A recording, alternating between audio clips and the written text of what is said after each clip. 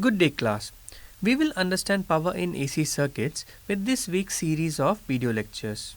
In this lecture, we will try to find out what is the power in AC circuits. We will first analyze the power in AC circuits.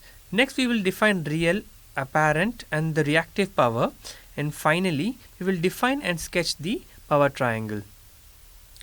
Let us consider a device which has an impedance Z which is equal to R plus Jx. This can also be written as magnitude of Z with an angle theta, where the magnitude of Z is given by the square root of R squared plus X square. The phasors for the voltage and current of this device can be written as V at an angle alpha and I at an angle beta respectively. The complex impedance is also defined as the voltage phasor divided by the current phasor, which would give us magnitude of V over I at an angle of alpha minus beta, or V over I at an angle of phi, where phi is the angle between the voltage and the current. Comparing equations 1 and 2, we can infer that the impedance angle theta is equal to the angle between the voltage and the current phi, or is equal to alpha minus beta. Now, the real power in this circuit is given by P is equal to I square times R, or P is equal to I times R. This can be rewritten as P is equal to V divided by Z times I times R. Substituting the value of Z, we get V divided by square root of R square plus X square times R times R, which is equal to V times I times R divided by square root of R square plus X square. Looking at the impedance triangle, we can conclude that the R divided by square root of R square plus X square is equal to cosine theta. Substituting that, we get the real power as P is equal to VI cosine theta. Let us compare the power expressions in DC and AC circuits. The power in DC is VDC times IDC watts, while the power in AC is Vrms times Irms times cosine theta watts.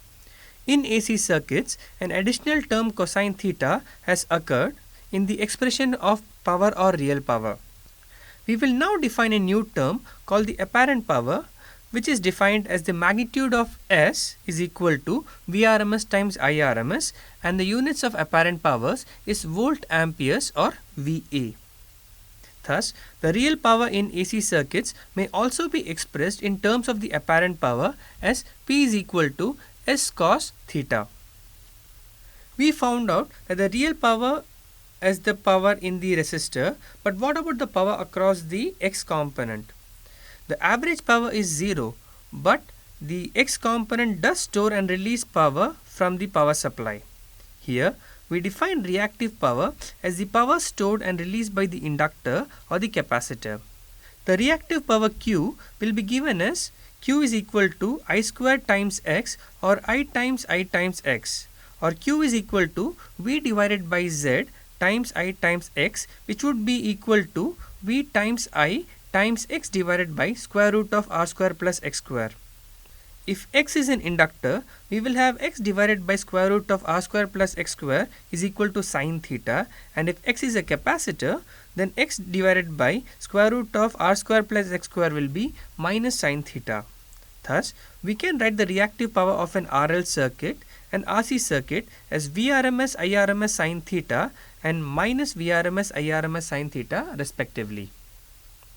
The real power, apparent power and reactive power can be drawn in the form of a triangle for an inductive load and capacitive load as such.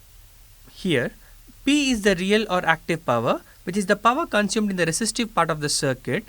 Q is the reactive power, which is the power stored and released in the inductive and capacitive part of the circuit, while S is the apparent power, which combines the real and the reactive power.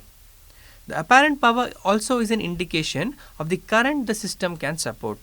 Let us look at an example to better understand the concept of real and reactive power. Compute the instantaneous average real and reactive powers in the following circuit if V of t is equal to 14.14 sine 377 t volts. The angular frequency omega here is 377 radians per second. Thus, we can calculate the inductive impedance, which is omega L and is equal to 3 ohms. The complex impedance is thus given by 4 plus 3j or phi at an angle of 36.87 degrees. The voltage phasor can be found out as 10 at an angle of minus 90 degrees, since V of t is given in sine and we need to convert it to cosine before converting it towards phasor.